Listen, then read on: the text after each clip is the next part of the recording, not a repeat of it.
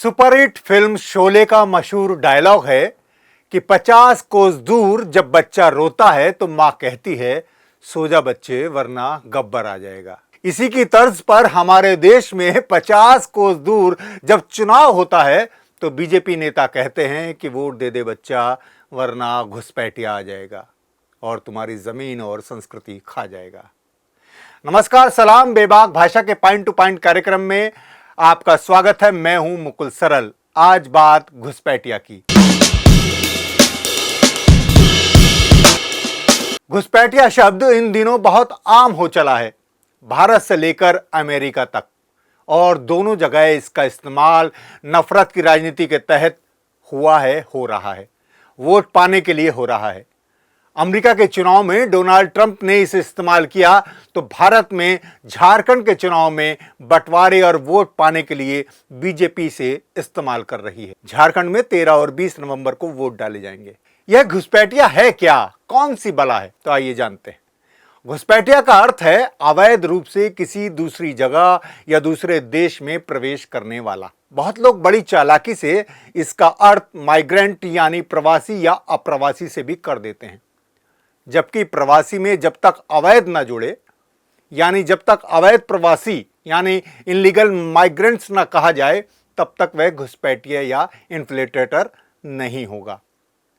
बहुत लोग रिफ्यूजी यानी शरणार्थी को भी इसमें जोड़ देते हैं, सब घालमेल कर देते हैं, जबकि शरणार्थी शरण लेने वाला होता है, ना कि घुसपैठिया। लेकिन आजकल चाहे वो प्रवासी हो, शरणार्थी हो, सबको घुसपैठिया की तरह दिखाया और बताया जा रहा है। और सारे घुसपैठिया देश के दुश्मन होंगे ऐसा भी नहीं है। काम और बेहतर सुविधाओं के लालच में लोग दूसरे देश में प्रवेश करते हैं, पनाह लेते हैं, अवैध और अवैध तौर पर। ये अमेरिका ब्रिटेन में घुसपैठ करने वाले हमारे भारतीय भाई बहन बहुत अच्छी तरह जानते होंगे। क्यों मोदी जी, इसमें आपका गुजरात तो अव्वल है। पहले पाकिस्तान से भारत में बड़े पैमाने पर घुसपैठ का दावा किया जाता था। कहा जाता था कि एलओसी के जरिए पाकिस्तानी आतंकी या नागरिकों ने अवैध रूप से भारत के जम्मू कश्मीर में घुसपैठ की है। लेकिन अब कहानी बदल चुकी है, नरेशन बदल चुका है। अब घुसपैठ के लिए सबसे ज्यादा बांग्लादेश का नाम लिया जाता है। इसमें भी चुनाव के हिसाब से दावे चलते हैं, बातें चलती हैं। जब असम में चुनाव होते हैं तो वहां बांग्लादेशी घुसपैठियों का हौवा दिखाया जाता है। जब पश्चिम बंगाल में चुनाव होने होते हैं तो वहां यह मुद्दा उठा दिया जाता है। और अब झारखंड में चुनाव है तो अब बीजेपी के नेता, मंत्री, मुख्यमंत्री, गृह मंत्री और प्रधानमंत्री तक यही राग अलाप रहे हैं। भैंस खोल लेंगे, मंगलसूत्र छीन लेंगे की तर्ज पर हमारे नॉन बायोलॉजिकल प्रधानमंत्री परम आदरणीय नरेंद्र मोदी जी ने झारखंड में सभा करते हुए यहां तक कह दिया कि ये घुसपैठिया आपकी रोटी, बेटी और माटी छीन रहे हैं। यह किस कदर झूठ है, इसका अंदाजा आप इसी से लगा सकते हैं कि 2020 में बीबीसी हिंदी से हुई एक खास बातचीत में पश्चिम बंगाल में उस समय के भाजपा प्रदेश अध्यक्ष दिलीप घोष ने कहा था कि भारत में 2 करोड़ मुसलमान घुसपैठिया मौजूद हैं, जिसमें से 1 करोड़ पश्चिम बंगाल में ही हैं। याद रखिए कि पश्चिम बंगाल में 2021 में विधानसभा के चुनाव हुए थे, यानी उससे पहले ही घुसपैठिया को लेकर माहौल बना दिया गया, घुसपैठिया का भूत खड़ा कर दिया गया। और दिलचस्प यह है कि बीजेपी और बीजेपी सरकार के आंकड़ों में जमीन आसमान का फर्क है। उसी दौरान यानी 2020 में भाजपा के उत्तर प्रदेश से सांसद अनिल अग्रवाल ने राज्यसभा में सरकार से लिखित सवालों की श्रेणी में यही सवाल पूछा। उनका सवाल था कि क्या देश में बांग्लादेशी और नेपाली लोगों समेत अवैध अप्रवासियों की संख्या में वृद्धि हुई है? यदि हां, तो बीते 3 वर्षों के दौरान, यानी 2020 की ये बात है, तो बीते 3 वर्षों के दौरान देश में निर्धारित अवधि से अधिक समय तक या अवैध रूप से रहने वाले अप्रवासियों की राज्यवार और राष्ट्रीयतावार संख्या कितनी है? इस सवाल का जवाब तत्कालीन गृह राज्य मंत्री नित्यानंद राय ने दिया। उन्होंने अपने जवाब में कहा कि पिछले 3 साल में गैर कानूनी तरीके से भारत में रह रहे बांग्लादेशियों की संख्या भारत में तकरीबन 1,10,000 है। ये ऐसे बांग्लादेशी हैं जो आए तो थे भारत में वीजा लेकर, लेकिन वीजा की तारीख निकल जाने के बाद भी भारत में अवैध तरीके से रह रहे थे। तो इसमें आप 2024 के हिसाब से 2, 4, 10, 5 या 50,000, 1 लाख और घुसपैठियों को भी जोड़ लें, तब भी आंकड़ा 2 लाख तक ही पहुंचेगा। इसके अलावा कुछ संख्या में सीमा पार करते हुए भी बांग्लादेशी पकड़े गए।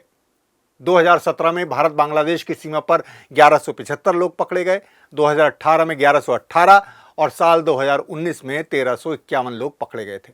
यानी ये देश में घुसने में कामयाब नहीं हुए थे। अब देखिए 2020 में बीजेपी के पश्चिम बंगाल के अध्यक्ष क्या कह रहे हैं।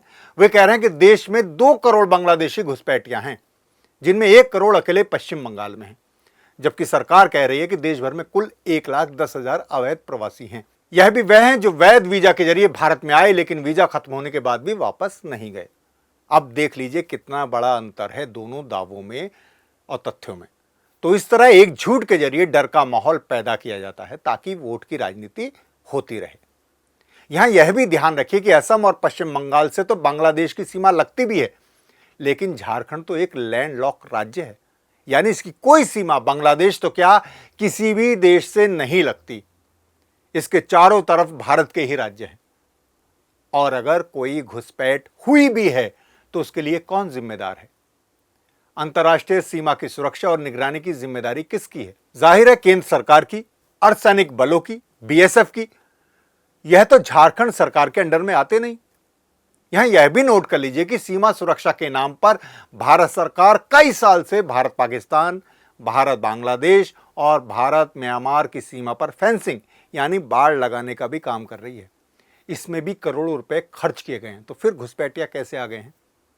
तो अगर भारत या झारखंड में किसी तरह की घुसपैठ हुई है तो उसके लिए तो केंद्र सरकार और उसमें भी केंद्रीय गृह मंत्रालय और गृह मंत्री ही जिम्मेदार हैं। यहां यह भी ध्यान रहे कि बांग्लादेश का नाम आते ही आपको यह समझा दिया जाता है कि ये सारे मुसलमान हैं जो घुसपैठिया या अवैध प्रवासी हैं, जबकि बांग्लादेश से बड़ी संख्या में हिंदू भी भारत में आते हैं और यहीं रुक या बस जाते हैं, जिनके लिए बीजेपी ने सीएए का राग अलापा था कि हम मुसलमानों को छोड़कर पाकिस्तान, बांग्लादेश, अफगानिस्तान से आए हिंदुओं और अन्य समुदाय के लोगों को बिना कागज के भी नागरिकता देंगे। अब अगर बांग्लादेशी घुसपैठियों की बात होगी तो ऐसे में हिंदू भी निशाने पर आएंगे, चपेट में आएंगे, जिनके लिए मोदी जी मसीहा बनने का दावा करते हैं। क्योंकि सीएए भी महज दिसंबर 2014 से पहले आए बांग्लादेशी हिंदू, सिख, जैन, बौद्ध आदि के लिए है, उसके बाद के लिए नहीं है। नागरिकता उन्हें ही मिल सकती है जो 2014 दिसंबर से पहले आए। उसके बाद आए हिंदुओं और अन्य समुदाय का क्या होगा, किसी को नहीं पता। एनआरसी में भी जान लीजिए कि बड़ी संख्या में हिंदू ही निशाने पर आए थे। वैसे अगर आपको असल घुसपैठिया की संख्या जाननी हो तो अमेरिका की जानिए।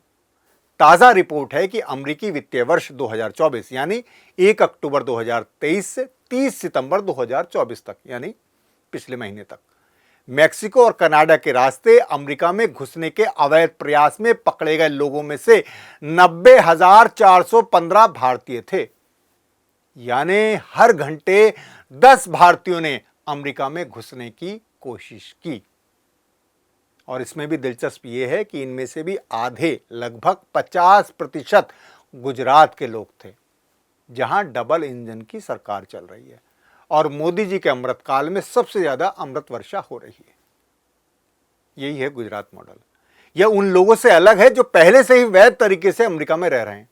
एक आंकड़े के मुताबिक अमेरिका में करीब 60 लाख भारतीय प्रवासी हैं और इनमें भी गुजराती अव्वल हैं।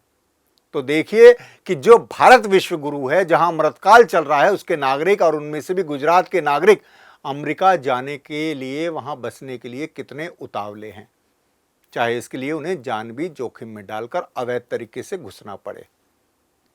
इन घुसपैठियों पर भी मोदी जी कुछ कहेंगे कि भारतीय घुसपैठिया अमेरिका में बसकर वहां की रोटी, बेटी और माटी छीन रहे हैं। हालांकि उनके दोस्त ट्रंप तो यही कह रहे हैं।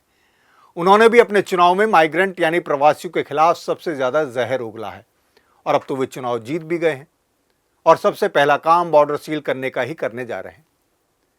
और दिलचस्प बात यह है कि मोदी जी के समर्थक इन्हीं ट्रंप साहब को सबसे ज्यादा पसंद करते हैं। उनकी जीत के लिए दुआएं कर रहे थे, खुशियां मना रहे हैं। खैर, आप समझ ही गए होंगे कि लव जिहाद, थूक जिहाद की तरह घुसपैठिया भी एक नफरत का हथियार है, जिसके जरिए हिंदुओं को डराकर और ध्रुवीकरण कर चुनाव में वोट बटोरे जा सकते हैं और मुसलमानों को अलग थलग कर एक दुश्मन के तौर पर स्थापित किया जा सकता है। और फिर आरएसएस का हिंदू राष्ट्र का सपना इसी तरह पूरा किया जा सकता है। जिहाद पर आप हमारा स्पेशल वीडियो भी बेबाक भाषा पर देख सकते हैं। उसका लिंक भी हम डिस्क्रिप्शन बॉक्स में डाल देंगे। तो बात घुसपैठिया की, तो फिर नोट कर लीजिए कि अगर घुसपैठिया असल में इतनी बड़ी समस्या है तो इसकी जवाबदेही सीधे केंद्र सरकार और उसमें भी गृह मंत्रालय के तहत आती है।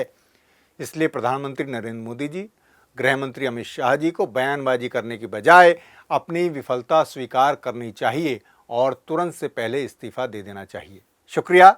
हमारी बात और तथ्य सही लगे हों तो इस एपिसोड को लाइक शेयर जरूर कीजिएगा और बेबाक भाषा को भी सब्सक्राइब करना मत भूलिएगा। धन्यवाद।